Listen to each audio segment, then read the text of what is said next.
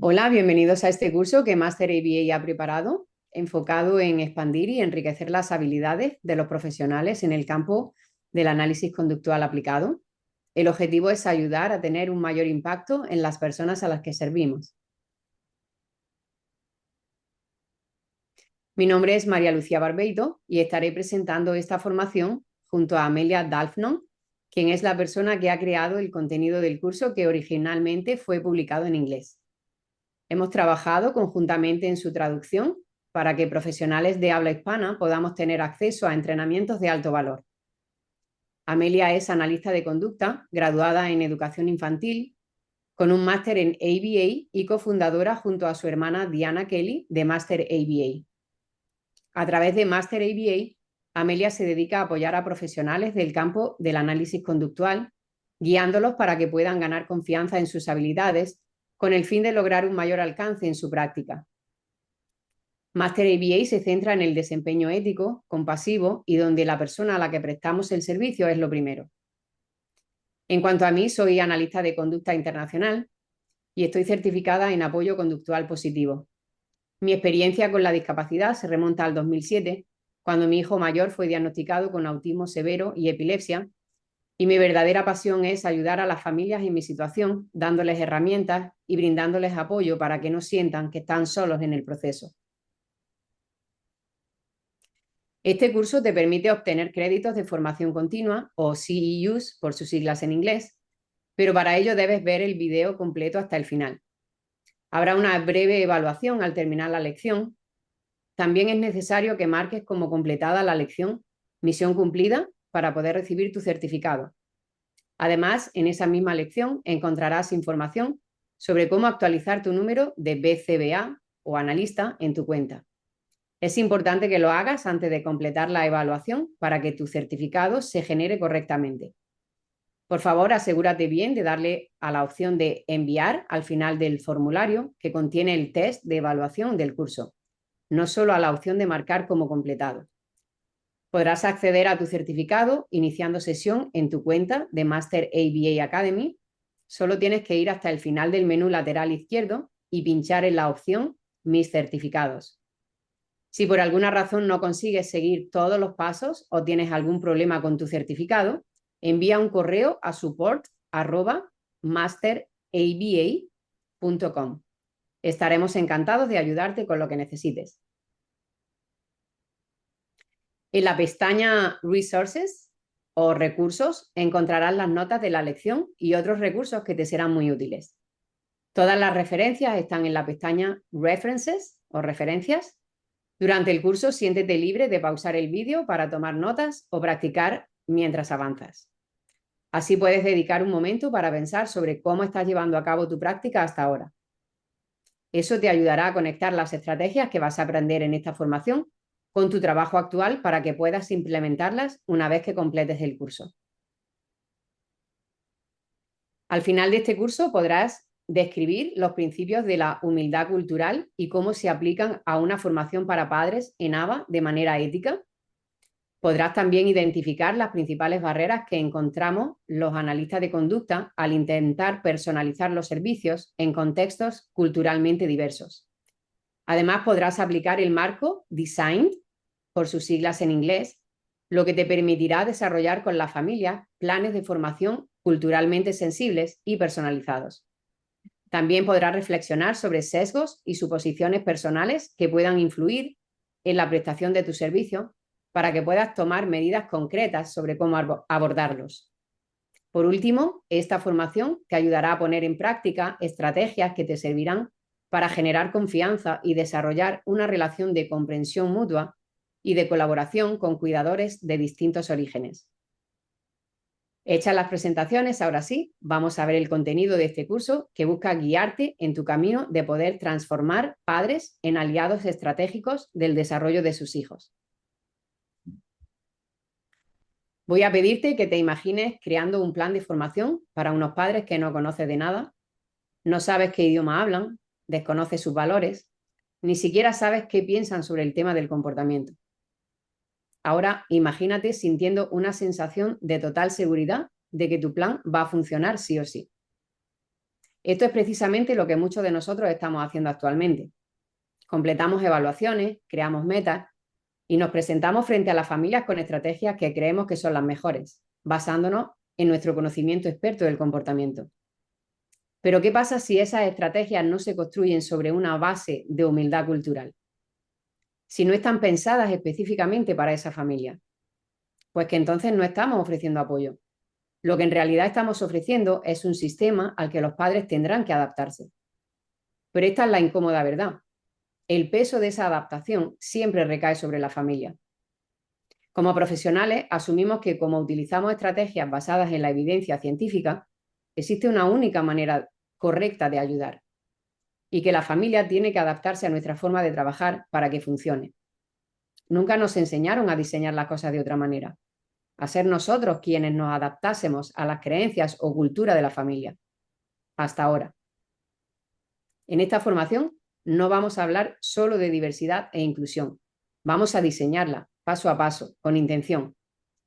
Porque cuando la formación refleja las identidades, los valores y experiencias reales de las familias a las que atendemos, no solo siguen nuestras indicaciones, sino que se sienten reconocidas. Y eso lo cambia todo. Seguramente todos hemos escuchado 1000 veces aquello de que hay que individualizar la atención, que debemos adaptarnos a la realidad de la familia y que tenemos que crear planes de intervención culturalmente sensibles. Y la verdad es que la mayoría queremos hacerlo. Pero seamos sinceros, hay una gran distancia entre lo que nos gustaría y lo que el sistema nos permite. Se espera que personalices cada detalle, mientras gestionas una larga lista de casos, supervisas, tomas datos, facturas suficientes horas para la compañía. Y en muchos casos llegas a tu casa prácticamente sin tiempo, nada más que para comer algo e irte a dormir. Muchas empresas crean como respuesta a estas necesidades procedimientos estándar para casi cualquier situación que pueda afectar a los padres. ¿Problemas con la comida? Sigue este protocolo al pie de la letra. ¿Dificultades con el control de esfínteres? Aquí tienes la lista de pasos. ¿Padres que no colaboran? Se les da un aviso. Y en realidad la intención no es mala. Buscan uniformidad, eficiencia, una manera de reducir el desgaste profesional y mantener un nivel de calidad consistente para todos. Pero aquí está el principal problema. No se puede sistematizar la conexión. No se puede estandarizar la confianza. Ningún plan prescrito, por muy bien diseñado que esté, va a conectar con una familia a menos que se sienta realmente escuchada, a menos que el plan refleje sus objetivos, sus valores y su realidad. Así que incluso cuando estamos cumpliendo con todo, redactando objetivos, realizando sesiones, llevando a cabo entrenamiento en habilidades conductuales, hay algo que no termina de encajar. Y en el fondo lo sabemos. Sabemos que estamos yendo con prisa cuando deberíamos estar escuchando con calma. Sabemos que estamos retocando planes antiguos en lugar de empezar de cero para crear algo nuevo. Y no es pereza, sino porque estamos completamente desbordados. Por lo tanto, si lo que buscamos es un cambio duradero, no solo que el padre o madre colabore durante la sesión, sino que lo sienta como propio y lo aplique en casa. Tenemos que replantearnos nuestra forma de trabajar. Y eso empieza por utilizar un marco de trabajo distinto. Las anécdotas que os voy a contar a continuación no están sacadas de ningún libro. Están basadas en la propia experiencia de Amelia. Experiencia que ha ido adquiriendo en salas de estar, en porches, en parques, cocinas, escuelas, trabajando directamente con familias que confiaron en ella. Ella confiesa con total sinceridad que hubo veces en las que no lo hizo bien. Cuenta que una vez trabajó con una familia donde el padre era de China y la madre de Vietnam. Su hijo presentaba conductas bastante complicadas, incluyendo autolesiones y agresividad. Y no hablaba. Desde el primer día, ellos, los padres, le hacían una pregunta recurrente. ¿Cuándo hablará mi hijo? Su actitud no era de resistencia, no es que no se implicaran. Simplemente lo que estaban eran desesperados, buscando respuestas, buscando alivio, buscando esperanza. Pero Amelia y ellos no hablaban el mismo idioma, aunque usaran las mismas palabras. La madre asistía a todas las sesiones, pero por muchas estrategias que se le enseñaran, la tensión nunca desaparecía. Ella seguía buscando una causa a lo que estaba viviendo. Quizá fue cuando se cayó por las escaleras. Quizá cuando estaba embarazada y su primo me dio una patada. Quizá es porque nos mudamos aquí. Quizá por eso tiene autismo. Y un día miró a Amelia y le dijo algo que se le quedó grabado para siempre. Le preguntó, ¿cuándo podrá tener pareja e independizarse? La madre pensaba que las rabietas de su hijo eran porque él no la quería. Pensaba que lloraba porque ella no hacía las cosas bien. Y de pronto, toda esa aparente resistencia a las intervenciones que podían molestarle cobraron sentido para Amelia. La cuestión era que no es que estuvieran tratando de evitar los planes de conducta. Lo que estaban tratando era de aferrarse a la relación con su hijo. Amelia creía que la barrera era el idioma, pero la verdadera barrera era la cultura, pero la suya. No se había molestado en comprender la visión del mundo de esta familia. Estaba intentando enseñar antes de haberse tomado el tiempo para ver. Y este no fue un caso aislado. En otra ocasión, Amelia trabajó con otra madre. Esta vez era una mujer afroamericana, de un temperamento fuerte, que estaba criando sola a su hijo de 8 años. El niño tenía una energía inagotable. El técnico de conducta estaba formado en atención compasiva y lo redirigió con delicadeza mientras se subía por la encimera de la cocina. Pero la madre intervino de manera directa y firme. El niño se detuvo al instante. Seguidamente la madre miró a Amelia y le dijo, «Sabe que somos de raza negra, ¿verdad?». No era un comentario sarcástico, era un recordatorio. El comportamiento no se basa únicamente en la función, es también una cuestión de contexto. Y la autoridad, como parte del contexto, se manifiesta de forma diferente en cada caso. Otro caso fue el de una familia puertorriqueña, quienes eran súper amables y hospitalarios. En cada sesión entraban y salían tíos, primos, hermanos. En este caso no se trataba de un problema de límites, sino de su forma de vivir. Así era su hogar. Y ahí Amelia se dio cuenta de algo fundamental. Si queremos servir bien a las familias, no basta con enseñar estrategias. Hay que adaptarlas, diseñarlas y crearlas junto con la familia, no solo para ella. Ahora pensemos en algo que todos hemos experimentado, quizás más veces de las que nos gustaría admitir. Contactas a los padres para programar una sesión de formación. El padre o la madre están demasiado ocupados o se les olvida devolverte la llamada. Se van de viaje o te dicen, por ahora estamos bien. Pasan unas semanas, luego unas semanas más.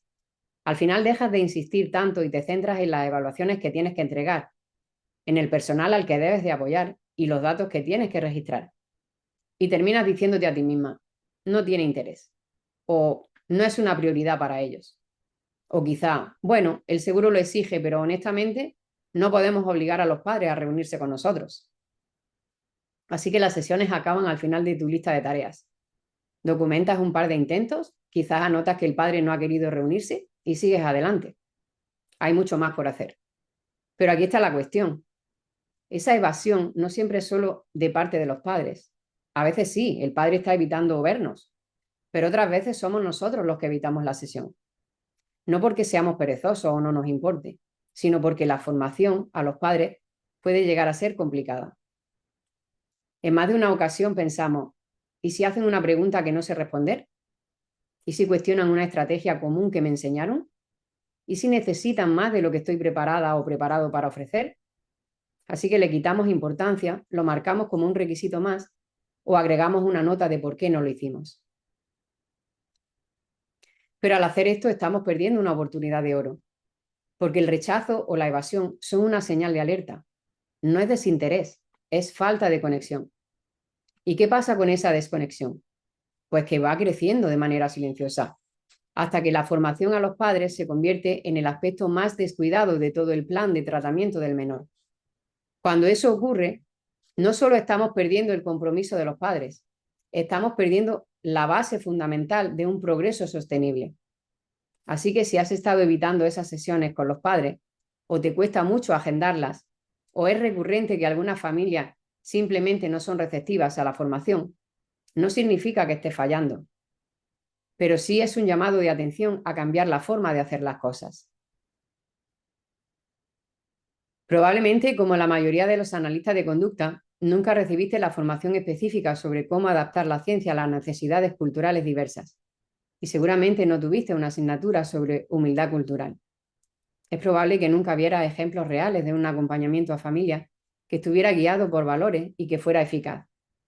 Y casi con total seguridad diría que nadie te enseñó cómo manejar conversaciones incómodas o cargadas de emociones. Como por ejemplo, qué decir cuando un padre se culpa por el autismo de su hijo. O cuando un padre entra en pánico cada vez que su hijo llora. Te han preparado para impartir formación, pero no para construir relaciones con personas cuya visión del mundo puede ser muy diferente de la tuya. Y aunque quieras individualizar tu enfoque, te preguntas seguramente cómo hacerlo, cuando tu trabajo entero está organizado en torno a horas facturables, fidelidad al tratamiento y procedimientos estandarizados. Todas estas empresas que crean procedimientos estándar para las operaciones cotidianas logran acelerar la planificación y asegurar la estabilidad del proceso.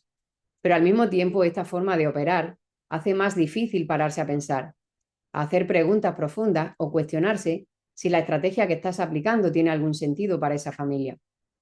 Lo cierto es que no es que lo estés haciendo mal, es que estás haciendo lo que el sistema recompensa. Y el sistema no ha hecho espacio para este tipo de enfoque. Sin embargo, la verdad es esta. Tu instinto de individualizar, conectar y reducir la velocidad cuando un padre está sobrepasado no son habilidades blandas, son habilidades clínicas y cuanto más las tratemos como un extra opcional, más fácil será perder la oportunidad de hacer lo que realmente importa. Una vez más, este curso no está aquí para señalarte con el dedo, sino para darte herramientas, para ayudarte a hacer el trabajo que te gustaría hacer, pero para el que no siempre te han dado tiempo, recursos ni permiso. Así que respira, no vas tarde, no estás fallando, piensa que estás lista para un enfoque mejor. La humildad cultural no es solo una buena práctica, es una responsabilidad ética. Cuando hablamos de humildad cultural, hablamos de respetar la independencia, de construir relaciones valiosas y de ofrecer un apoyo individualizado y eficaz. Todo ello está recogido expresamente en el Código Ético para Analistas de Conducta 2022. Puede que sepas que la BACB anunció en su momento que exigiría un crédito de formación continua específico en respuesta cultural y diversidad, pero más tarde retiró este requisito antes de que entrara en vigor. Para muchos de nuestros sectores esto fue decepcionante, ya que aunque no fuese la intención real, esta rectificación pudo entenderse como que la humildad, la sensibilidad y la equidad cultural son opcionales o secundarias, en lugar de ser fundamentales para una atención ética y efectiva. La justificación del BACB fue argumentar que la sensibilidad cultural ya está incluida dentro del requisito actual de CEU de ética en el Código 1.07, que habla de sensibilidad cultural y diversidad. Efectivamente, ese código existe, pero aquí está el verdadero problema. El hecho de que esté en el código no garantiza que se lleve a cabo en la práctica. Sin una capacitación específica, sin reflexión y sin rendición de cuentas, hasta los profesionales con la mejor de las intenciones pueden terminar cayendo en hábitos que han quedado desactualizados o perder la oportunidad de entender de verdad a las familias con las que trabajan. Cuando no dedicamos tiempo a entender el contexto cultural de las familias con las que trabajamos, nos arriesgamos a enseñar habilidades que van en contra de los valores familiares, a proponer estrategias que sean percibidas como imposibles de aplicar o, peor aún, irrespetuosas. Además, corremos el riesgo de darle una interpretación errónea a los comportamientos viéndolos solo desde nuestro propio punto de vista o de crear objetivos que solo son útiles para el organismo que financia la intervención, no para la familia. Y cuando pasa eso, incluso si nuestra intención con la familia es la mejor, le estamos faltando a las responsabilidades centrales de nuestro código de ética como analista de conducta. Nuestro código de ética nos obliga a actuar siempre en el mejor interés de nuestros clientes, el código 3.01, a buscar resultados que sean realmente significativos, como indica el código 2.01, a ser conscientes de nuestros propios sesgos y adaptarnos culturalmente, como indica el código 1.07, y a colaborar y comunicarnos de manera efectiva con las familias, tal y como indican los códigos 2.08 y 2.16. Pero también tenemos la obligación de entender nuestros propios sesgos personales, como indica el código 1.10. y considerar las necesidades de diversos contextos culturales al dar servicio, tal y como indica el Código 1.07. Cuando hablamos de cuidado ético, no solo nos referimos a no hacer daño, sino a hacer las cosas mejor. Cuando ponemos la humildad cultural en el centro de nuestra práctica, además de cumplir con un requisito, les demostramos a las familias que su identidad, sus valores y sus experiencias realmente importan. Este curso está basado justo en esa idea, en que la humildad cultural no es solo una casilla que hay que marcar, es parte de lo que nos convierte en buenos analistas de conducta y en buenos seres humanos. Ahora vamos a analizar algunos de los códigos más relevantes antes de profundizar en cómo aplicar la humildad cultural. El código 1.07, humildad cultural y diversidad.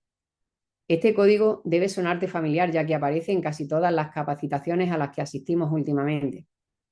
Este código nos recuerda que es nuestra responsabilidad ética buscar la comprensión de las culturas, los valores y las experiencias de las familias a las que servimos.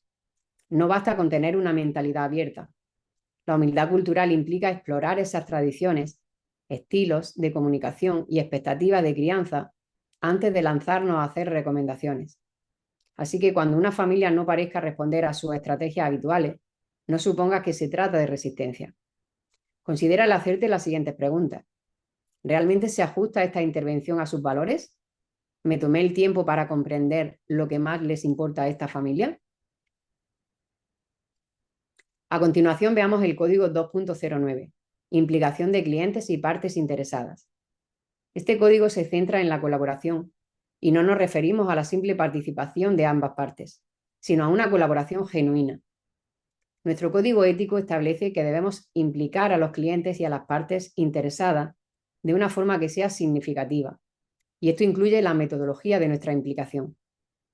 Si estamos elaborando planes de formación para padres sin preguntar previamente por sus rutinas, por sus desafíos específicos o aquello que les aporta bienestar, estamos cometiendo un error. La metodología correcta implica sentarse con ellos y preguntar, ¿qué le facilitaría su vida diaria? ¿O qué objetivos son importantes para usted más allá de lo que dicta el plan? La humildad cultural nos exige escuchar primero. Solo después y en ese orden podremos diseñar un plan que realmente se ajuste a la realidad de nuestras familias. El siguiente código, 1.08, no discriminación. Este punto puede parecer obvio, pero lo cierto es que el sesgo, que forma parte de la esencia del ser humano, no siempre se manifiesta como discriminación abierta. Puede aparecer de formas muy sutiles, como por ejemplo en el lenguaje que utilizamos, en los objetivos a los que damos prioridad o incluso en cómo interpretamos el tono o la comunicación no verbal de un padre o una madre. Si no tenemos cuidado, podríamos hacer suposiciones basadas en la raza, el idioma o la situación socioeconómica. Podríamos etiquetar a un progenitor como poco cooperativo o desinteresado, cuando en realidad simplemente no se le ha proporcionado un plan que se ajuste a su contexto. La no discriminación implica cuestionar nuestras propias suposiciones y a partir de ahí ajustar nuestro enfoque. Significa recordar que nuestra forma de proceder no es la única y con frecuencia ni siquiera es la mejor opción. Ahora veamos el código 3.01, responsabilidad hacia los clientes. Este código establece que debemos actuar en el mejor interés del cliente y evitar daños. Sin embargo, lo que se considera mejor o perjudicial no siempre es universal. Pensemos en este caso. Un analista de conducta comienza a trabajar con una familia que ha emigrado desde África Occidental. El niño no habla y se autolesiona con frecuencia. El analista recomienda sesiones intensivas de formación para los padres. Las propuestas son 3 veces a la semana para facilitar la generalización y la seguridad en la casa. Sin embargo, esta familia está muy arraigada a su comunidad religiosa en su localidad y 2 veces por semana organizan reuniones de oración en su casa que son esenciales para su vida familiar. Esas noches son intocables y reprogramarlas no es una opción para la familia. Si la analista insiste en agendar las sesiones durante esos horarios, convencida de que es el camino ideal para el progreso, puede estar causando un daño involuntario. La familia puede empezar a sentirse menospreciada, cancela las sesiones y la confianza de estos padres en el proceso desaparece. Desde desde la propia visión del analista se está protegiendo al menor, pero sin una comprensión clara del mundo de la familia, su plan, aunque bien intencionado, se convierte en un obstáculo en lugar de en una solución. Aquí es donde la humildad cultural cobra relevancia.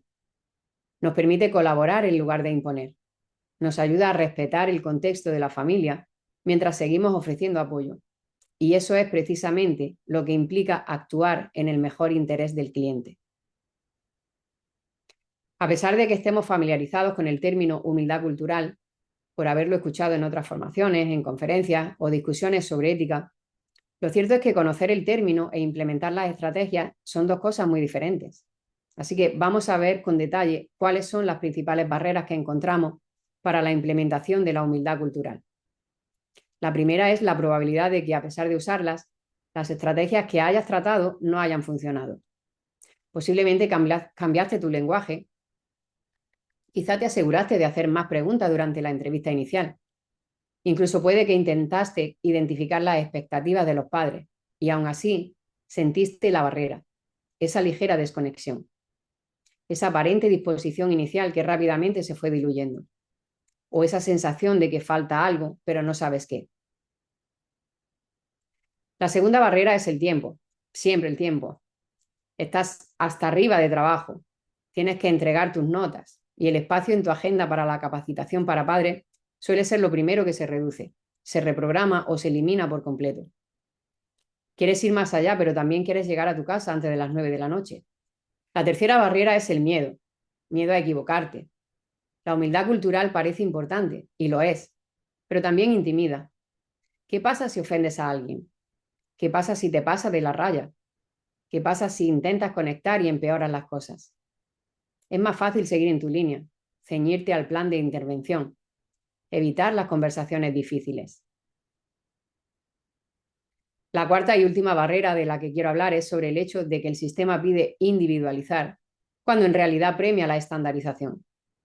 Se nos dice que debemos crear planes totalmente centrados en el cliente, pero acto seguido se nos entrega un menú de objetivos ya predeterminados. Se nos dice que colaboremos con la familia, pero los formularios de admisión ya están llenos de metas de reducción de conducta que ellos no ayudaron a escoger.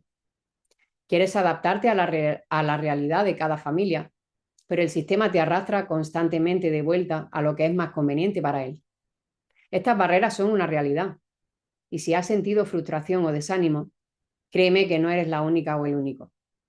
El objetivo de este curso no es decirte que te esfuerces más, es darte herramientas que de verdad funcionen en el mundo real, teniendo en cuenta las limitaciones reales, la carga de trabajo actual y las familias con las que trabajas. Así que vamos a ver cómo podemos conseguirlo. Antes de adentrarnos en el marco design, volvamos un paso atrás. Porque si vamos a construir algo significativo, necesitamos tener muy claro qué estamos construyendo y por qué. El término humildad cultural fue introducido por primera vez por Ter Balón y Munray García en 1998 como alternativa a la idea de competencia cultural. Los autores argumentaron que nadie puede ser competente en la experiencia vivida de otra persona. En lugar de autoasumir competencia, se nos invita a hacernos preguntas, a reflexionar sobre cómo nuestras propias experiencias moldean nuestras expectativas. En el contexto de la formación para padres en ABA, eso no es solo una idea interesante, es esencial. Esto es lo verdaderamente importante sobre la humildad cultural. Que no estamos hablando de una competencia, no es una habilidad que dominas una vez y la marcas como completada. La humildad cultural se refiere al ejercicio de una práctica de autorreflexión y autocrítica continua, junto con la voluntad de aprender de otros. Implica entrar en una relación con otra persona con la intención de honrar sus creencias, costumbres y valores y reconocer desequilibrios de poder, a la vez que se trabaja activamente para corregirlos. Es un compromiso de por vida con el aprendizaje y la apertura. La investigación respalda esta afirmación. Estudios en ámbitos como la salud, la educación y los servicios conductuales demuestran de forma consistente que la humildad cultural mejora la implicación, la satisfacción y por ende los resultados. Veamos algunos ejemplos. Mosher y otros, 2017, descubrieron que los profesionales que aplicaban la humildad cultural establecían alianzas terapéuticas más sólidas con la familia. Como resultado, estas familias eran más propensas a seguir las pautas de las intervenciones. Hook y otros 2013 encontraron que la humildad cultural estaba directamente relacionada con un incremento en la colaboración terapéutica y resultados más positivos en la terapia. Los clientes que percibían a sus terapeutas como culturalmente humildes reportaron sentirse más comprendidos, respetados e involucrados en el proceso, lo que sugiere que la humildad cultural podría ser más efectiva que la mera competencia cultural. Wright, 2019, destacó que la humildad cultural requiere una autoevaluación y autocrítica constantes. Al fomentar una apertura para aprender de las familias y reconocer los límites de nuestro propio conocimiento cultural, los analistas pueden construir relaciones más fuertes y respetuosas que conducen a mejores resultados. En resumen, la humildad cultural no solo es una buena práctica, sino que funciona. Cuando los investigadores hablan de humildad cultural, no están solo sugiriendo que respetemos las diferencias. La describen como un proceso multidimensional y continuo y aparece a través de disciplinas con 3 pilares fundamentales. El primero es el compromiso de por vida con la autoevaluación y la autocrítica. Vas a escuchar estos términos con frecuencia en este curso. Cervalón y Munray García, 1998, quienes, como he dicho, fueron quienes introdujeron el término, enfatizaron que la humildad cultural no es una meta a alcanzar, sino un proceso a mantener de manera constante. Nos exige examinar continuamente cómo nuestro propio origen, nuestra formación y nuestros prejuicios afectan nuestra forma de actuar, ya sea con clientes, con familias o con comunidades. Esto está directamente alineado con lo que pedimos a las familias en la formación: reflexionar, ajustar y crecer. Nosotros debemos ser los primeros en modelarlo. El segundo pilar es el desequilibrio de poder, siendo este otro tema recurrente. Autores como Hook y otros, 2013, y Wright, 2019, destacan que los profesionales con humildad cultural son conscientes del poder que ostentan, no solo a nivel profesional, sino a nivel estructural. En la formación para padres, a menudo se nos ve como la autoridad.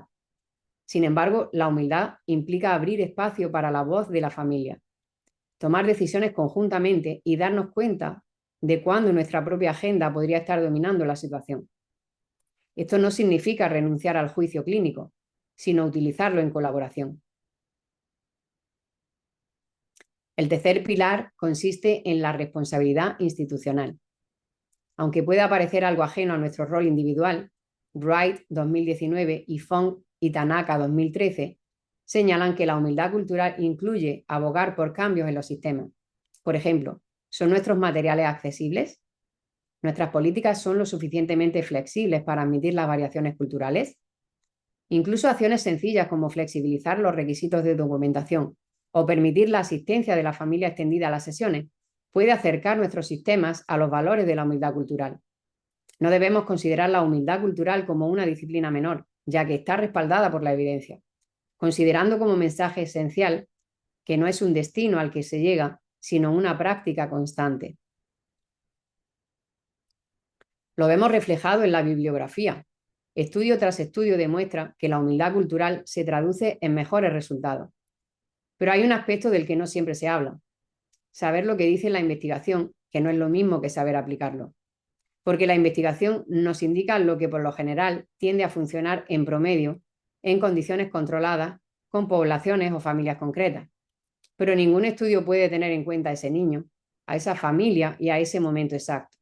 Ahí es donde nuestro papel pasa de ser un mero implementador a ser un intérprete. No basta conseguir un manual o citar datos.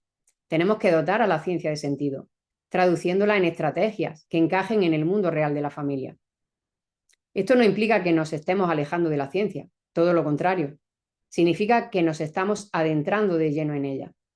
Porque la humildad cultural potencia las prácticas basadas en la evidencia que ya estás utilizando.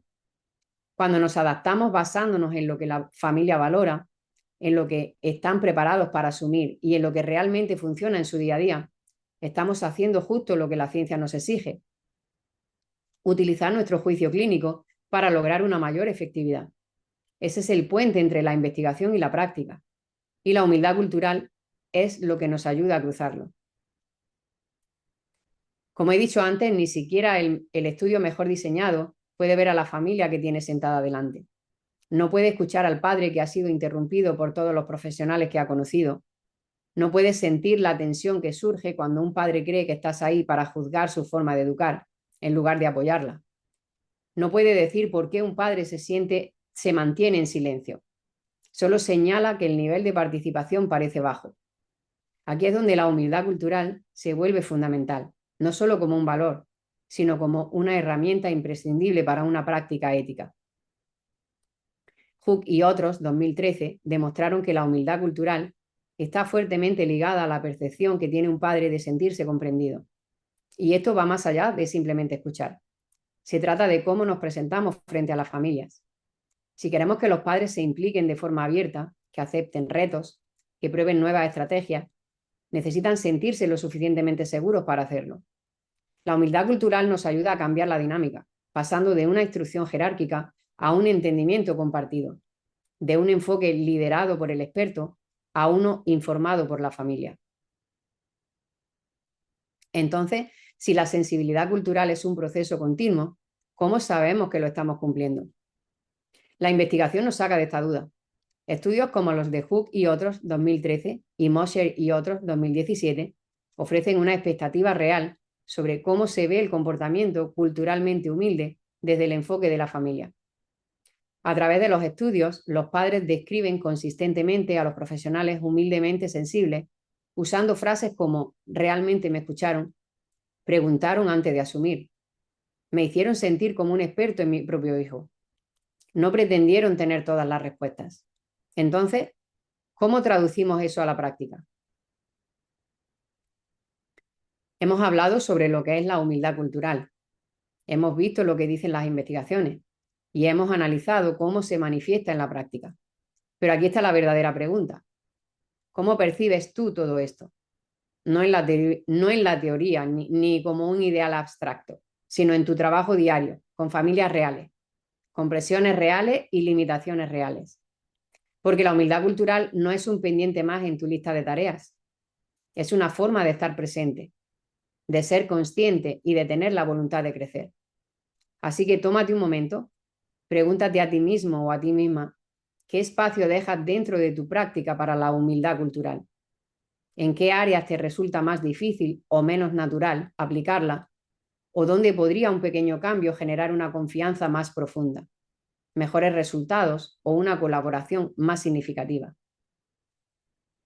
La siguiente parte de la formación, el modelo design, ha sido creado para ayudarte a responder esas preguntas, no dándote un guión, sino ofreciéndote una estructura para que puedas llevar la humildad cultural a cada sesión, con claridad, con propósito y con confianza. Cuando aplicamos la humildad cultural a la formación de padres, el impacto es muy personal, porque no estamos simplemente enseñando habilidades, nos estamos adentrando en los hogares de las familias, en sus rutinas, en sus esperanzas y en sus miedos. Si llegamos con un modelo de talla única, si ofrecemos estrategias sin haber establecido una conexión, incluso la mejor enseñanza que tengamos no tendrá el efecto que buscamos. Pero cuando adoptamos esta actitud de humildad, cuando reconocemos que los padres son los verdaderos expertos en sus hijos, cuando nos tomamos el tiempo necesario para escuchar y aprender, ahí es cuando empieza una colaboración real. Es en ese momento cuando dejamos de prestar servicios y empezamos a construir algo juntos. Y eso es exactamente lo que el modelo design te ayuda a hacer. El modelo design no es otra lista de verificación, no es una palabra que esté de moda y definitivamente no es una nueva forma de organizar la humildad cultural. El modelo design es un proceso práctico y flexible para ayudarte a crear paso a paso formaciones para padres basadas en prácticas éticas y culturalmente adaptadas. No se trata de cargarte con más trabajo, sino de ayudarte a hacer lo que ya haces, pero de una manera más efectiva. Veamos el significado que hay detrás de cada letra de design. La letra D nos permite descubrir el mundo de la familia. La E nos invita a examinar nuestro propio enfoque. La S se centra en la importancia de buscar prioridades compartidas. La I nos señala la necesidad de adentrarnos en el contexto cultural. La G habla de la importancia de generar estrategias que estén alineadas. Por último, la N habla sobre normalizar el proceso de formación, Cada uno de estos pasos se basa en el anterior y ninguno de ellos exige la perfección. Lo que sí requieren es intención y eso es precisamente lo que haremos juntos. Empecemos por el primer paso, descubrir el mundo de la familia. Al inicio de una formación para padres, lo que se suele hacer es empezar con una lista de verificación que incluye, entre otras, qué habilidades son necesarias, qué objetivos se alinean con el plan de intervención o qué conductas podemos ayudar a reducir. Pero si nos acercamos a la familia solo desde nuestra óptica clínica, corremos el grave riesgo de ofrecer soluciones que puedan ser percibidas como irrelevantes o, lo que es peor, estrategias que reflejen más nuestros propios valores que los de la familia. La humildad cultural cambia este punto de partida. En lugar de asumir que somos los expertos, empezamos con interés por descubrir. Reconocemos que aunque seamos expertos en conducta, los padres son los expertos en sus hijos, en su hogar, en su cultura y en su contexto. Descubrir el mundo de la familia significa adentrarse en su experiencia vital sin suposiciones, sin juicios y sin la presión de tener que arreglarlo todo.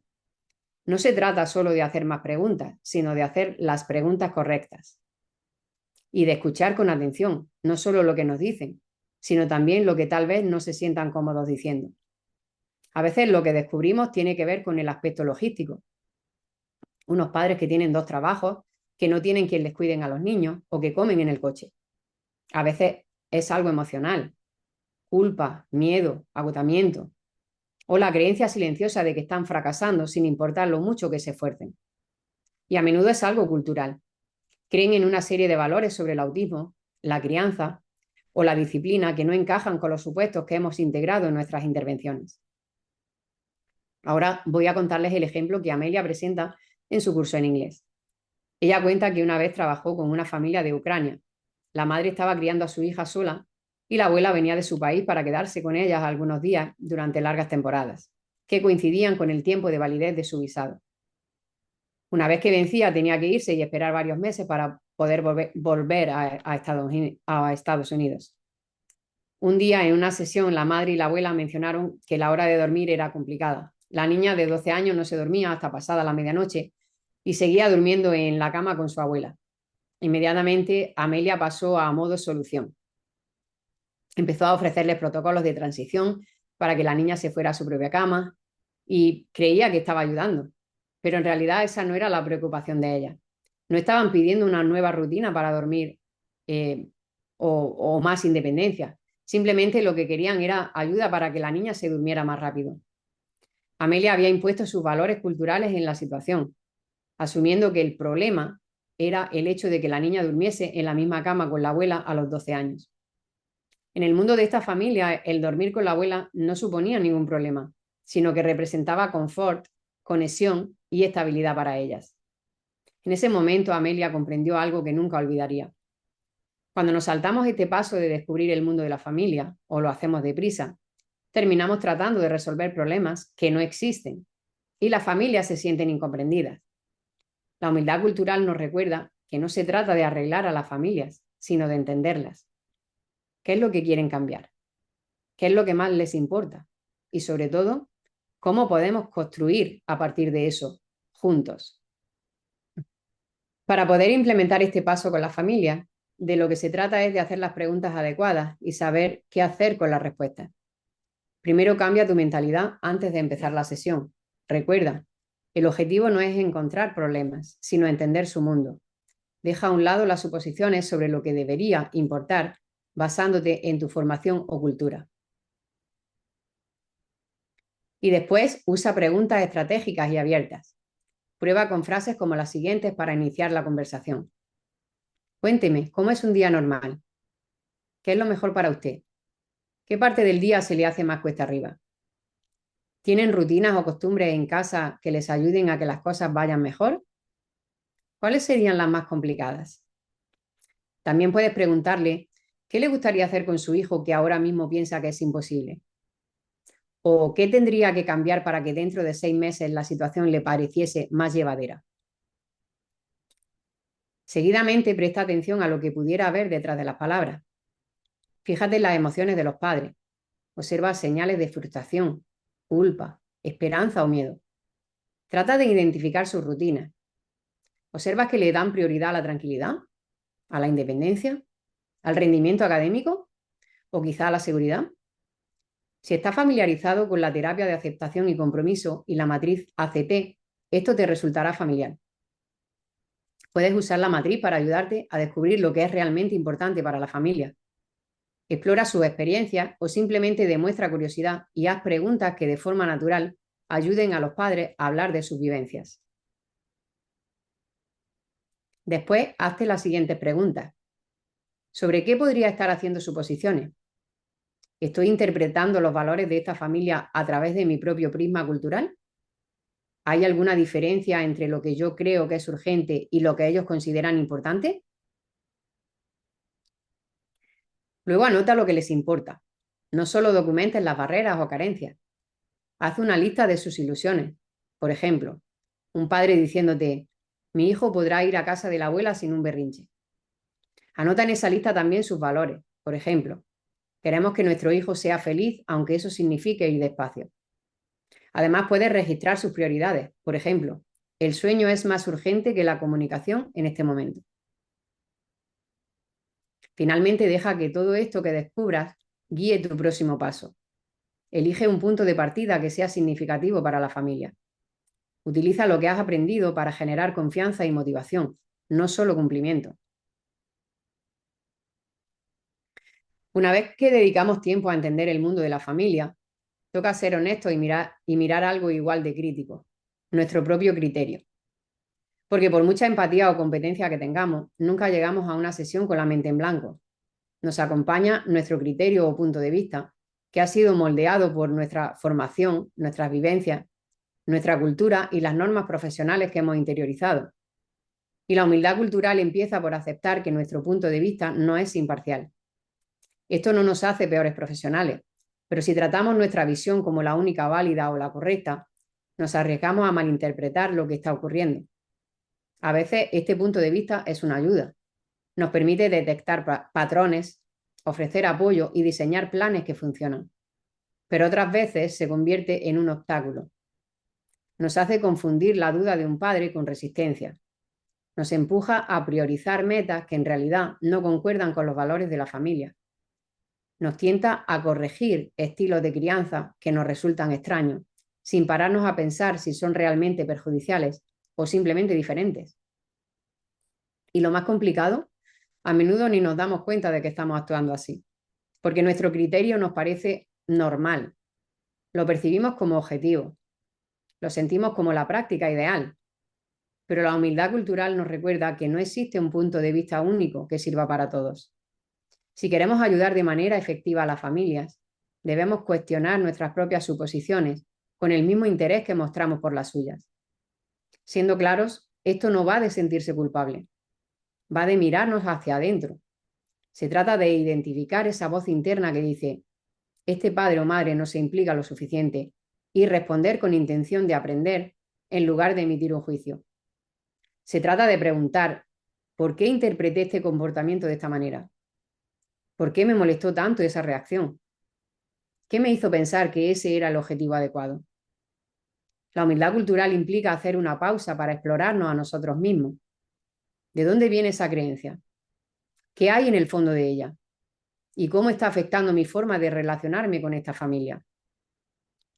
Podrás notar la influencia de tu criterio cuando, por ejemplo, asumes que si un padre no sigue las indicaciones que le das, es porque no le importa. Cuando esperas puntualidad, respuesta inmediata o contacto visual, sin considerar las normas culturales. O cuando tratas la independencia como el estándar máximo, mientras que la familia valora profundamente la interdependencia.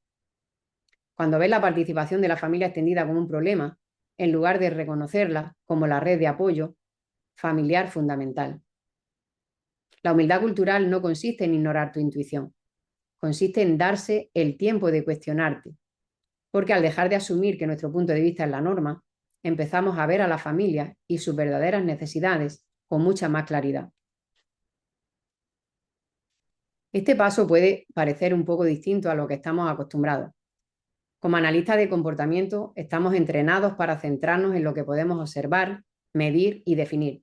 Por lo tanto, cuando hablamos de autorreflexión o de examinar nuestras propias experiencias internas, puede parecer menos clínico, incluso incómodamente menos riguroso.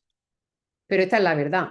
Tus eventos privados, que son tus pensamientos, creencias o experiencias pasadas, no se quedan solo en tu cabeza.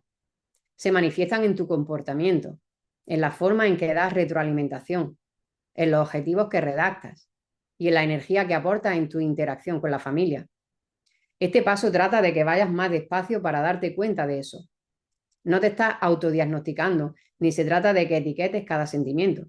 Simplemente estás practicando el estar más consciente para que puedas elegir cómo actuar de forma más intencionada. Y si estás familiarizado o familiarizada con la terapia de aceptación y compromiso, tienes una herramienta para esto, la matriz ACT. Puedes usarla para la autorreflexión de la misma manera que la usarías con un cliente. Empieza por preguntarte, ¿cuáles son mis valores y creencias personales?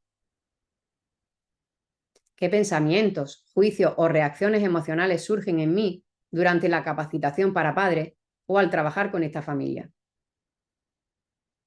¿Qué conductas adopto cuando intento evitar las situaciones más incómodas que surgen en la formación con los padres? ¿Me doy prisa para terminar la sesión? ¿Doy una recomendación previamente elaborada? ¿Evito organizar citas con ciertos padres? Y por último, ¿qué acciones me acercan a ser el tipo de analista de conducta que quiero ser? Cuando le ponemos nombre a lo que está sucediéndonos internamente, creamos la libertad de actuar de manera diferente externamente. No tienes que hacerlo a la perfección, pero hacer un espacio para esta reflexión, incluso brevemente, puede cambiar todo, sobre todo el tono, la dirección y la efectividad de tu capacitación para padres. Y la toma de conciencia es el primer paso para el cambio. Ahora veamos un ejemplo rápido. Si quisiéramos dedicar un tiempo a reflexionar antes de reunirnos con una nueva familia, este sería un ejemplo de algunas de las cosas que podríamos encontrarnos. Comencemos en el cuadrante inferior derecho. Este cuadrante nos ayuda a examinar los eventos privados. En este caso, los pensamientos, sentimientos y recuerdos que identifican quién y qué es realmente importante para nosotros. Teniendo en cuenta que estamos pensando en la capacitación para padres, esto podría incluir cosas como un deseo de ver el progreso del cliente, la esperanza de que reducir el estrés de los padres mejore la calidad de vida de la familia, o el saber que el padre está contento con los servicios que recibe de mí. Estos eventos privados son importantes, son mi porqué. En la práctica culturalmente adaptada, aquí es donde viven nuestros valores, que serían un compromiso con la equidad, una creencia en la dignidad de cada familia y un profundo respeto por la experiencia vivida del cuidador. Cuando nos conectamos con estos pensamientos y sentimientos, comenzamos a ver los desafíos como oportunidades para vivir nuestra práctica ética en tiempo real. Estos eventos se alinean estrechamente con uno de los valores centrales que el BACB incluyó en el Código de Ética para analistas de comportamiento. Este valor nos recuerda que debemos tratar a las personas con compasión, dignidad y respeto. El cuadrante inferior izquierdo nos ayuda a examinar nuevamente los eventos privados en cuanto a pensamientos, sentimientos y recuerdos, pero en este punto sería aquellos asociados a situaciones difíciles o que no nos hacen sentir cómodos. Nos invita a reflexionar y percibir qué está surgiendo en nosotros que podría desviarnos del camino. En relación con la capacitación para padres, esto incluiría cosas como el recuerdo de un padre de un caso anterior que siempre estaba enojado, la sensación de síndrome del impostor, el sentimiento de frustración por sesiones que no salieron bien, o simplemente la sensación de sentirte estancada o estancado, o inseguro incluso sobre qué hacer a continuación. Estas experiencias viven dentro de nosotros, son reales, aunque no hablemos de ellas, y cuando las llevamos a la formación para padres, a menudo guían nuestro comportamiento más de lo que creemos. En el contexto de la humildad cultural, estos eventos privados pueden convertirse en obstáculos. Es posible que evitemos conversaciones más profundas sobre los valores de la familia o que nos impidamos a nosotros mismos preguntar sobre las normas culturales por miedo a ofender a alguien o sonar ignorantes. Pero si no examinamos estos eventos privados, comenzamos a tomar decisiones clínicas basadas en nuestra incomodidad emocional, no en las necesidades de la familia. Y eso puede socavar nuestra responsabilidad ética de actuar en el mejor interés de los clientes, tal y como indica el Código 3.01. Ahora vamos a enfocarnos en la parte superior izquierda. los comportamientos observables que llevamos a cabo para librarnos de esos eventos privados que nos generan malestar. En lo que respecta a la formación para padres, podríamos caer en la tentación de directamente evitar programar sesiones de formación, sobre todo con aquellas familias que nos provocan estos pensamientos, sentimientos o recuerdos desagradables. En poner excusas cuando llega el momento de la sesión, en acortar las sesiones o pasar de puntillas por aquellas conversaciones más difíciles, o en poner el foco completamente en las sesiones del técnico de conducta en lugar de en la formación para padres. Estas acciones no se hacen con mala fe, de hecho a menudo surgen del deseo de evitar la incomodidad o del miedo a lastimar. Sin embargo, al escapar del proceso de formación para padres, sin quererlo nos adentramos en un terreno éticamente delicado. Podríamos estar incumpliendo nuestra responsabilidad de implicar al cuidador en el tratamiento, como indica el Código 2.09, o no estar respetando los valores culturales de la familia, de acuerdo al Código 1.07. Y empezamos a reforzar la idea de que nuestra comodidad importa más que el progreso de la familia. La humildad cultural implica ser consciente de cómo se manifiestan estas conductas delicadas y aún así decidir mantenerse presente. Finalmente llegamos a la parte superior derecha, los comportamientos observables que nos mueven hacia una acción importante. En relación con la capacitación para padres, podríamos hacer una pausa para entender en lugar de apresurarnos a seguir la lista de verificación. Podríamos preguntar sobre la cultura familiar, incluso si al principio sientes cierta incomodidad. Puedes buscar mentoría o consultar con alguien que pueda ayudarte a navegar las diferencias culturales con humildad. Estas acciones requieren valentía, autoconciencia y vulnerabilidad, pero son los comportamientos que generan confianza, los que conducen a una colaboración ética, a un cambio sostenible y familias que se sientan validadas, no utilizadas.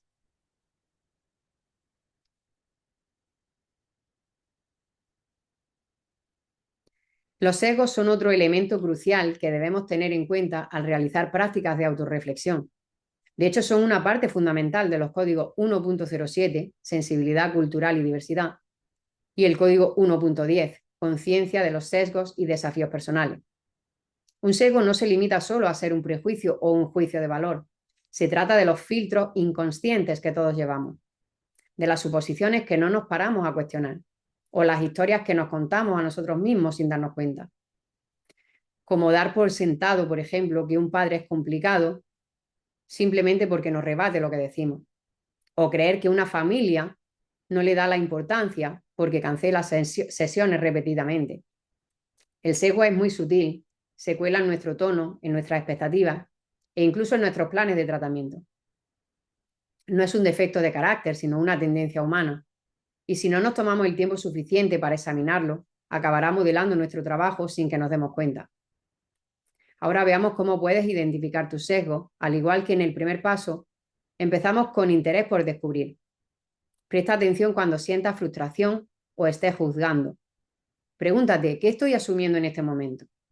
¿De dónde viene esa suposición? ¿Es una certeza o es solo algo que me resulta conocido? A veces el prejuicio suena como debería. Ellos deberían estar más involucrados. Deberían estar más abiertos a los sistemas de reforzamiento. Deberían llegar a tiempo. Cada debería es una pista de que estamos sometiendo a la familia de acuerdo a nuestras expectativas, no a las de ellos. Este paso no se trata de sentir culpa, se trata de autoconocimiento, porque cuando nombramos nuestros prejuicios dejan de gobernarnos. Y es entonces cuando podemos empezar a construir relaciones reales y respetuosas, no con una objetividad perfecta, pero sí con humildad, compasión y elección. El prejuicio no es un concepto lineal, es un patrón de atajos que nuestro cerebro toma a menudo sin nuestro permiso. Nuestros cerebros están programados para usar prejuicios para la eficiencia. Procesamos tanta información cada segundo que sin estos atajos estaríamos constantemente sobrepasados, con decisiones minuciosas y estancados con el procesamiento de la gran cantidad de estimulación que recibimos. Pero cuando se trata de la capacitación para padres, esto puede crear una gran distancia con los padres. Cuando nos detenemos y observamos con detenimiento, podemos ver el surgimiento de algunos patrones. Ahora vamos a hablar de algunos de los prejuicios que pueden afectar nuestro trabajo en la capacitación para padres. El primer aspecto es el sesgo cultural. Esto sucede cuando asumimos que nuestra forma de pensar, de criar o de comunicarnos es la norma y que cualquier otra es diferente, confusa o directamente menos efectiva. El sesgo cultural suele ser casi imperceptible. Puede manifestarse en pensamientos como: así no es como se suele hacer. No parece que valoren la estructura o las rutinas.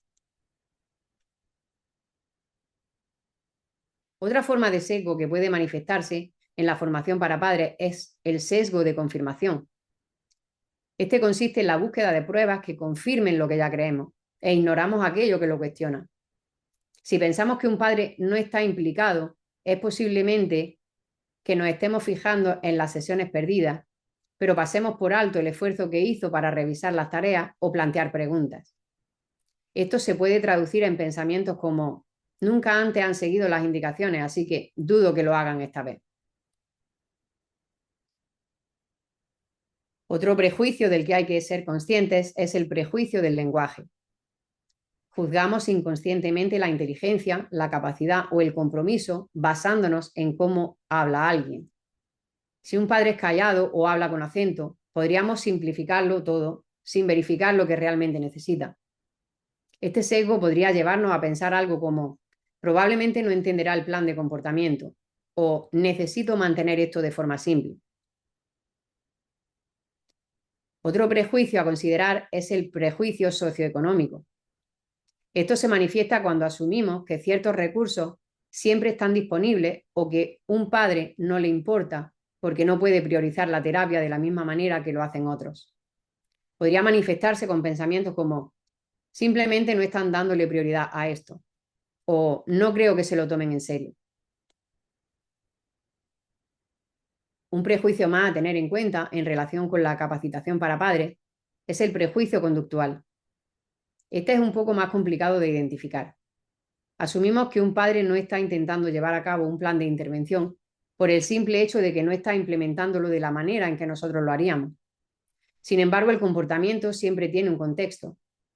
Este sesgo cultural podría manifestarse con pensamientos como: ya lo modelé 2 veces, así que ya debería poder hacerlo. O deben pensar que esto no es importante. A continuación, te proponemos algunas formas de empezar a identificar partes de ti que podrías desconocer. Presta atención a los debería cada vez que pienses ellos deberían. Haz una pausa, pregúntate: ¿debería según quién? Observa tus reacciones emocionales. La frustración, la impaciencia o el juicio suelen ser indicadores de que hay un supuesto más profundo actuando. Identifica tus patrones. ¿Hay ciertas familias con las que conectas más fácilmente? ¿Hay otras con las que te cuesta conectar? Pide retroalimentación. La supervisión, la consulta con colegas e incluso la retroalimentación de los padres puede arrojar luz sobre lo que no podemos ver por nuestra cuenta. Vuelve a la matriz de ACT. ¿Qué valores están guiando tu trabajo? ¿Qué incomodidad estás evitando? Este ejercicio se centra en la toma de conciencia y la adaptación continua, porque cada vez que impedimos un sesgo en la formación para padres, generamos más espacio para la confianza, más espacio para una conexión genuina y más espacio para ofrecer una atención ética que realmente dé apoyo a la familia. La humildad cultural también implica reconocer la dinámica de poder que existe, lo queramos o no. Como analistas de conducta solemos entrar en la casa de las familias con evaluaciones, objetivos y planes ya en mano. Nos presentamos como los expertos y desde la perspectiva de un padre eso puede resultar intimidante o incluso generar una sensación de insuficiencia por nuestra parte. Por eso es crucial detenernos y preguntar: ¿cómo puede estar percibiendo esta familia mi papel como experto? ¿Qué estoy comunicando sin querer sobre qué voz es la que más cuenta? ¿Cómo puedo cambiar la dinámica para pasar de ser una instrucción a una colaboración? Hay un cambio de enfoque muy simple que puede marcar una gran diferencia en cómo nos perciben los padres. En lugar de decir algo como: aquí traigo lo que vamos a trabajar, prueba a decir, vamos a encontrar la solución juntos. Pequeños cambios en el lenguaje, pero un gran impacto. La colaboración es fundamental para mejorar ese equilibrio de poder.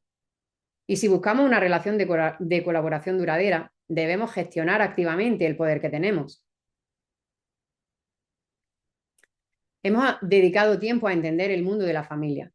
También hemos analizado con honestidad el punto de vista que aportamos en ese mundo. Ahora es el momento de unir ambas perspectivas. Aquí es donde muchos de nosotros nos quedamos atascados. La S indica el buscar prioridades compartidas. Y esto no consiste solo en preguntar en qué quieren trabajar. Se trata de descubrir lo que de verdad les importa a ambas partes y encontrar el punto donde las prioridades coinciden. Porque incluso con las mejores intenciones es fácil incurrir en malos entendidos. Un padre podría decir, solo quiero que mi hijo hable, mientras tú podrías pensar, necesitamos trabajar en la atención conjunta primero. Pero si no conectamos esos puntos, nadie logrará avances significativos. Aquí es donde la humildad cultural se hace visible, donde deja de ser una actitud y se convierte en un método. No estás descartando tu juicio clínico, sino que lo estás anclando a lo que la familia valora. Estás utilizando tu experiencia poniéndola al servicio de sus esperanzas y no para reemplazarlas. Veamos ahora un ejemplo práctico. Un padre dice, solo quiero poder llevar a mi hijo al supermercado sin que haga un berrinche. Y tú inmediatamente piensas, genial, trabajaremos en la tolerancia al no como respuesta. Pero ¿qué crees que podría sentir ese padre? Si primero no te paras a preguntarle, ¿qué pasa en este momento cuando van a la tienda? ¿Qué consideraría un logro?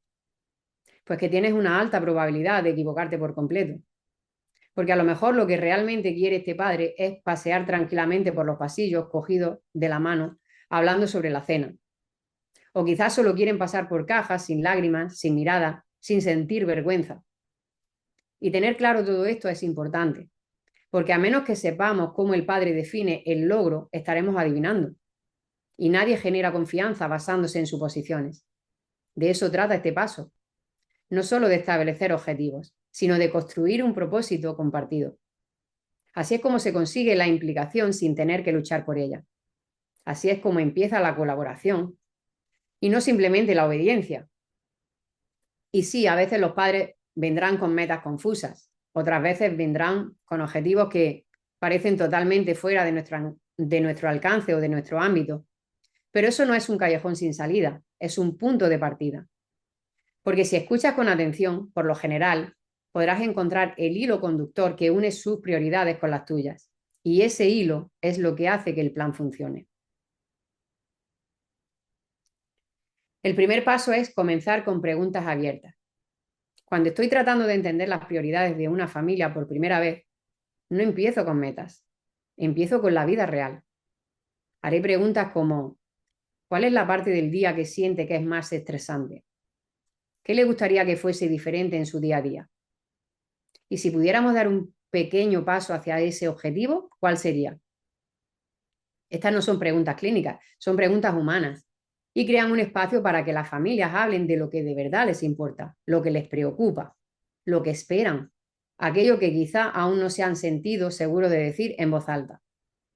Te sorprendería la frecuencia con la que se escucha silencio después de hacer una de estas preguntas. Y no es porque no sepan qué responder, sino porque nadie les había preguntado de esa forma antes. A veces lo que comparten no tiene nada que ver con el comportamiento. Puede ser un comentario sobre el agotamiento, o la soledad, o la culpa. ¿Y sabes qué? Eso también es valioso, porque el comportamiento no existe de forma aislada. Cuando sabemos lo que a los padres les resulta difícil y qué es lo que les da esperanza, podemos diseñar apoyos que realmente se ajusten a su realidad. Así que no empezamos por formularios u objetivos de intervención. Empezamos con interés por descubrir y dejamos que la familia marque el camino. Una vez que he escuchado con atención a la familia, a sus dificultades, lo que les importa, qué esperan conseguir, tenemos que ponernos de acuerdo. Esto no se limita únicamente a escuchar los objetivos de los padres. Se trata de encontrar el punto de encuentro entre lo que ellos desean, lo que éticamente puedo ofrecer como profesional y lo que el seguro o quien esté financiando la intervención esté dispuesto a cubrir. A veces es muy sencillo. Un padre dice, solo quiero que mi hijo sea capaz de comunicar lo que necesita. Y yo pienso, perfecto, yo también. Pero otras veces es más delicado que todo eso. Una familia puede decir, queremos que le enseñe a leer o solo queremos que empiece a hablar. Y aunque esos objetivos son totalmente legítimos, puede que no encajen completamente en lo que el ABA, especialmente el financiado por los seguros, está diseñado para abordar. Así que en este paso, nuestro trabajo es encontrar esa conexión. Puedo decirle, por ejemplo, enseñarle a leer quizá quede fuera de lo que cubre el seguro, pero si nos centramos en desarrollar las habilidades de aprendizaje básicas, como emparejar, prestar atención o seguir instrucciones, estaremos preparando el terreno para el éxito académico. Y eso sí podemos hacerlo con ABA. O podemos decir, no puedo asegurar que vaya a hablar, pero sí podemos enseñarle a comunicarse. Así puede aprender a pedir lo que quiere, a expresar sus ideas e incluso a mantener una conversación significativa. Este paso es crucial para establecer un propósito compartido, un objetivo en el que ambos creamos, padres y profesionales, y por el que ambos estemos dispuestos a trabajar. Porque cuando los padres sienten que solo estamos cumpliendo requisitos para facturar, se desconectan. Sin embargo, cuando ven que sus esperanzas y nuestra experiencia puede confluir, es ahí donde empieza la verdadera colaboración. Una vez que hemos encontrado ese propósito compartido, es momento de transformarlo en un objetivo. Pero no hablamos de cualquier objetivo, sino de uno que se sienta realmente alcanzable. Imaginemos que el padre ha compartido algo como: quiero poder llevar a mi hijo a la iglesia sin que tenga que pasar un mal rato. Esto es algo potente, pero puede significar un salto enorme, sobre todo si el niño tiene dificultades para mantenerse tranquilo, para guardar silencio o para manejarse en entornos impredecibles. Así que podríamos decirle algo como: vamos a ver cuál sería el pequeño primer paso que podemos dar para acercarnos a esa posibilidad. Quizá este paso se traduzca en practicar en casa actividades breves que requieran mantenerse sentado. Quizás sea trabajar la tolerancia al ruido de fondo usando auriculares o enseñarle una forma sencilla de pedir un descanso cuando la situación le supere. Sea cual sea el paso, hay que asegurarse de que el padre entiende por qué estamos haciendo lo que estamos haciendo y enlazarlo con ese objetivo final que es significativo para esa familia. Porque cuando un padre dice que quiere ir a la iglesia, al supermercado o a una reunión familiar, no está pidiendo solo un cambio de conducta, está pidiendo conexión, está pidiendo inclusión y está pidiendo la oportunidad de vivir su vida de forma más plena. Por eso, al redactar el objetivo, no hay que limitarse a usar términos técnicos. Se debe conectar de nuevo con lo que les importa a las familias. Porque un objetivo que se basa en el porqué de los padres es un objetivo que tiene muchísimas más posibilidades de que se lleve a cabo. Y en ese momento deja de ser solo nuestro objetivo, pasa a ser también el de ellos. El cuarto y último paso es dejar siempre la puerta abierta a la revisión. Una vez que hemos acordado un camino a seguir, siempre añade una cosa más, y puede que sea la parte más crucial de toda la conversación. Di algo como: tenemos permiso para cambiar de opinión. Si en algún momento esto deja de ser útil, volvemos a revisarlo. Porque las prioridades no están escritas en piedra. La vida cambia.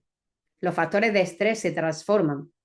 Lo que el mes pasado parecía el mayor problema, puede que ahora ya no lo sea, o puede que haya surgido un desafío completamente nuevo. Y si no hacemos esa verificación, si no damos permiso a las familias para hacer ese giro de timón, nos arriesgamos a trabajar con un plan que ya no se ajusta a su realidad. Este paso trata de mantener la flexibilidad, no solo a nivel clínico, sino también en la relación con la familia.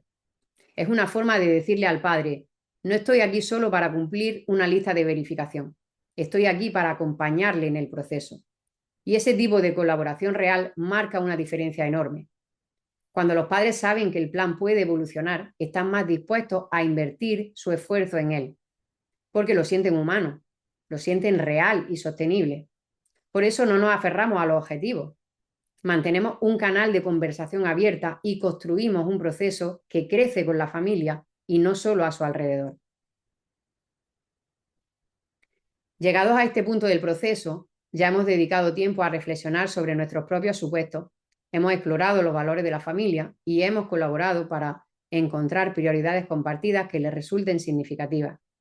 Pero antes de lanzarnos a enseñar habilidades o a redactar objetivos, tenemos que hacer una pausa, porque saber qué valora una familia no siempre nos revela cómo esos valores se manifiestan en el día a día.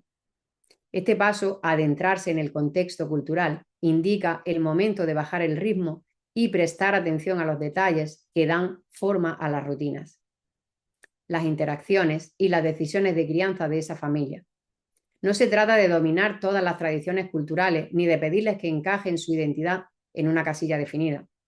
Se trata de observar con atención quién está implicado en el cuidado del menor, cómo reaccionan ante un comportamiento problemático, qué tipo de guía o disciplina les resulta aceptable o, por el contrario, irrespetuosa, qué ideas preconcebidas llevamos sobre cómo debería ser una sesión satisfactoria. Este es el paso en el que dejamos de aplicar estrategias a la familia y empezamos a crearlas en colaboración con ellas, basándonos en lo que para ellos tiene sentido.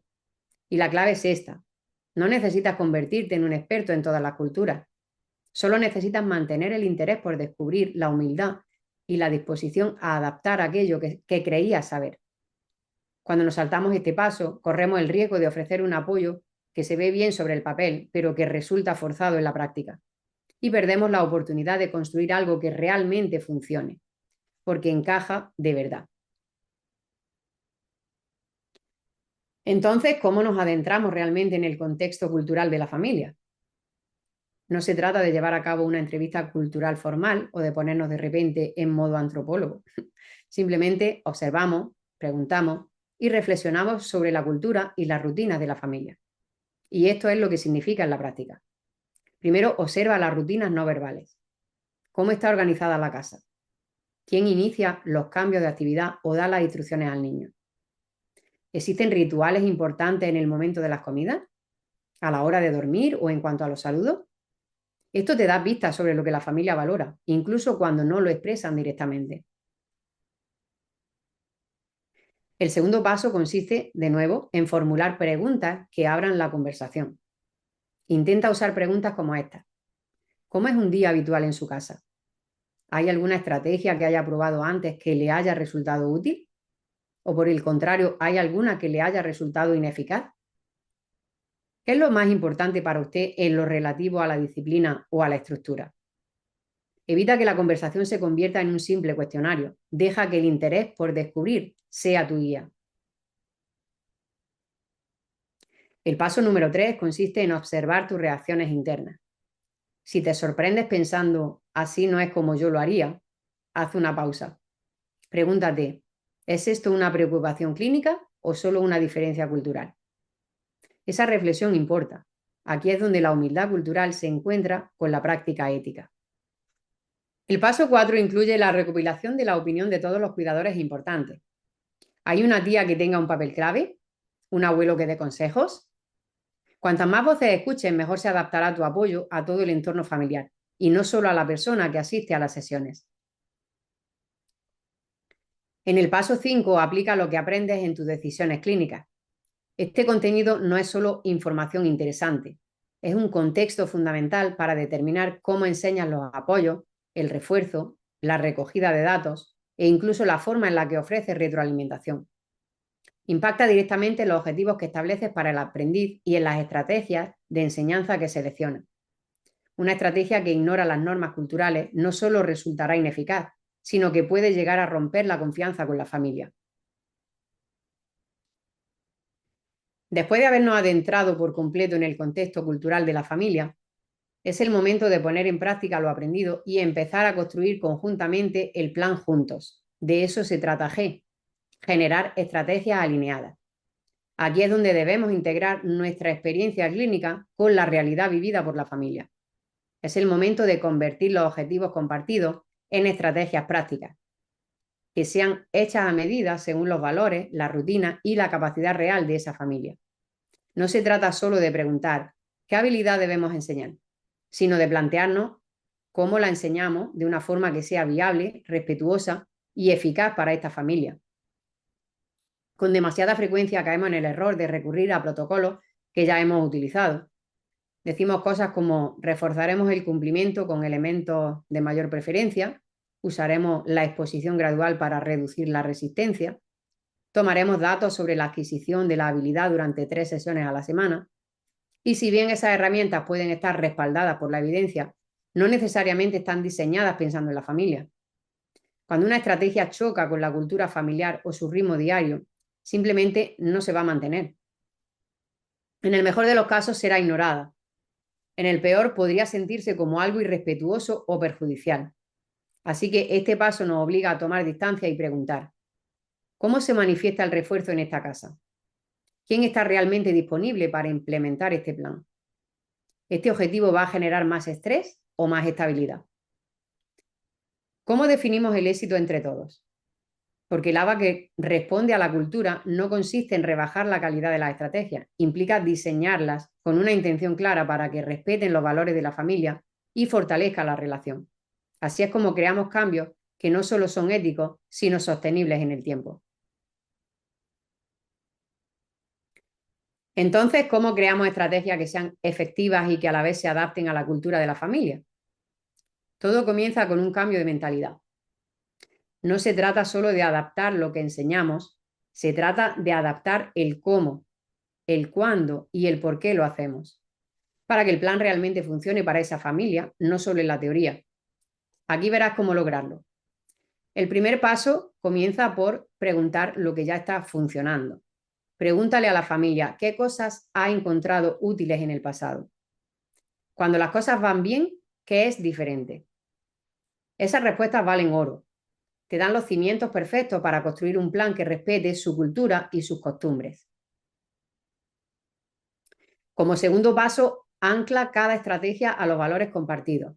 No te limites a decir: vamos a trabajar la forma de hacer las transiciones. En su lugar, di: me comentó que las mañanas son muy aceleradas y estresantes para usted. Diseñemos una estrategia que les ayude, tanto a usted como a su hijo, a empezar el día con menos tensión. Cuando las estrategias están ligadas al porqué de la familia, es mucho más probable que se usen con consistencia. El paso número 3, ajusta el formato, no solo el contenido. Si una familia valora la privacidad, la recopilación de datos podría hacerse discretamente, no en una carpeta visible. Si la familia extendida juega un papel central, involúcralo en el modelado o en el reforzamiento. Si el elogio verbal resulta incómodo, encuentra una alternativa culturalmente apropiada. El ABA es flexible. La ciencia permite la creatividad. Las limitaciones a menudo son solo hábitos. El cuarto paso consiste en asegurarse de la viabilidad antes de adquirir un compromiso. Pregúntate: ¿esta estrategia seguiría siendo viable en un día complicado? ¿Esta estrategia se adapta a los horarios, rutinas y valores de esta familia? Porque una estrategia puede quedar perfecta sobre el papel, pero no sirve de nada si no puede sobrevivir a un martes por la tarde con 3 niños y sin ayuda externa. El quinto paso es dejar constancia del motivo que hay detrás del plan. Si estás personalizando un protocolo, incluye una nota como esta: estrategia modificada para alinearse con los valores del cuidador y reducir la dificultad de su implementación. Esto no solo justifica tus decisiones clínicas, sino que demuestra que has aplicado una individualización ética en consonancia con los códigos 2.09 y 4.09. Y recuerda, no necesitas un plan perfecto, solo uno que la familia esté dispuesta y sea capaz de poner en práctica. Porque las estrategias más resistentes no son las más complejas, son aquellas que resultan viables y relevantes en este momento. Aquí es donde a menudo perdemos a la gente, justo en el umbral de algo bueno. Ya hemos construido confianza, hemos alineado las metas, hemos creado estrategias que funcionan y de repente, cosa de la vida, llega una semana difícil. El niño experimenta una regresión, el padre se olvida de usar la estrategia, faltan a una sesión o tal vez a 2. De pronto, todo ese progreso parece diluirse y todos empiezan a cuestionarse si alguna vez pasó de verdad. Por eso normalizar el proceso es muy importante. Este paso consiste en ayudar a los padres a anticipar los obstáculos que inevitablemente encontrarán en el camino, pero sin que pierdan la motivación. porque el cambio sostenible nunca es una línea recta, y cuando insistimos en que debe serlo, sin querer hacemos que las familias se sientan fracasadas. Por eso la recomendación es decirles algo como: habrá días que lo sintamos como grandes victorias y otros en los que parezca que estamos retrocediendo. Pero eso no significa que lo que estamos haciendo no esté funcionando. Simplemente significa que su hijo está aprendiendo y ustedes también. Comparte historias de otras familias que se encontraron con obstáculos y aún así siguieron adelante. Háblales sobre cómo es el progreso real. No es la perfección, sino la persistencia. Porque la humildad cultural no consiste en hacerlo bien a la primera. Consiste en mantener la mente abierta, mantenerse interesado por aprender, mantenerse conectado, incluso cuando el camino se vuelve complicado. Cuando hables con los padres sobre el progreso, es recomendable ser muy claros. No debemos endulzar la realidad ni hacer promesas que no podamos cumplir. Establece las pautas desde el inicio. Transmite a los padres que esto no va de acertar a la primera en todo momento. Se trata de mantenerse ahí e intentarlo de nuevo. Esto en la práctica se llevaría a cabo haciendo comentarios como: en ABA es normal que las conductas que ya habíamos dejado atrás vuelvan a aparecer, lo que no quiere decir que la estrategia no funcione, simplemente que necesitamos revisar el contexto de nuevo. O algo como: siempre podemos hacer ajustes, eso es parte del plan, no es que nos estemos saliendo de él. Además, puedes incluir espacios para este tipo de revisiones en tus sesiones. Haz preguntas como: ¿qué ha resultado más difícil de lo que esperaba esta semana? ¿Hay algo que esté empezando a agobiarle? ¿Qué le ha funcionado mejor de lo que pensaba?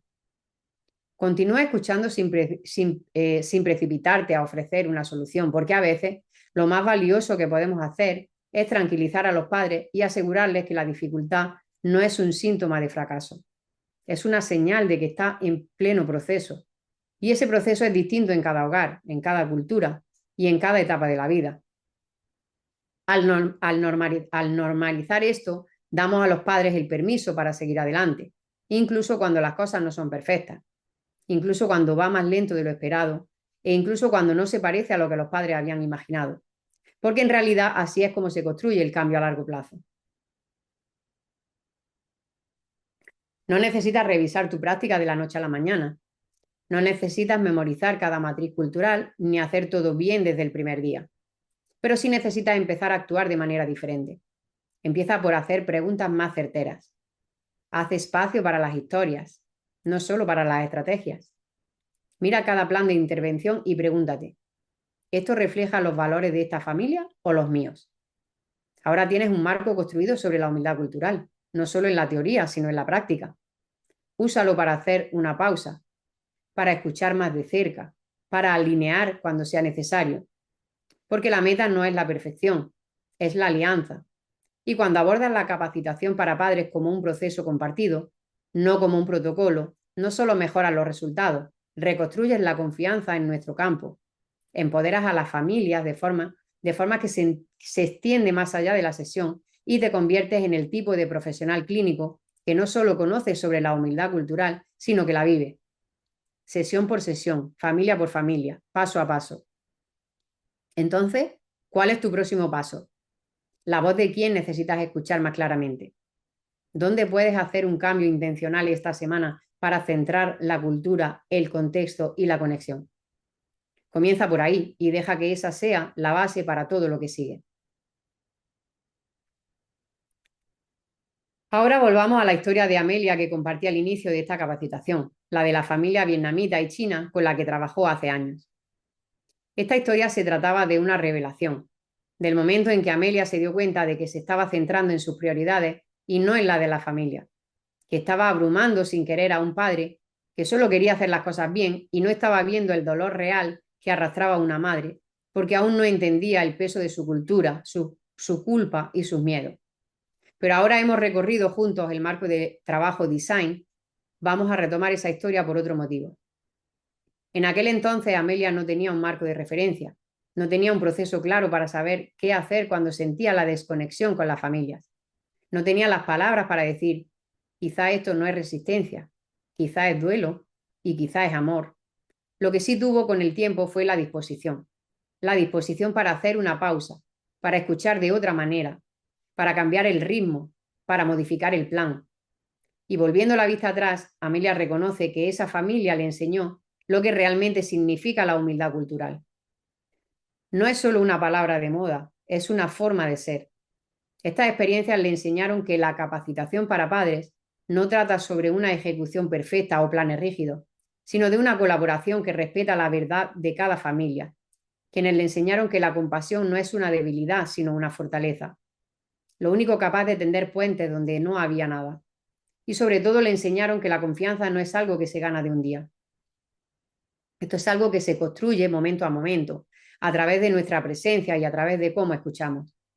Esa historia es la que dio inicio a la capacitación, pero es la verdadera lección que queremos dejarte hoy.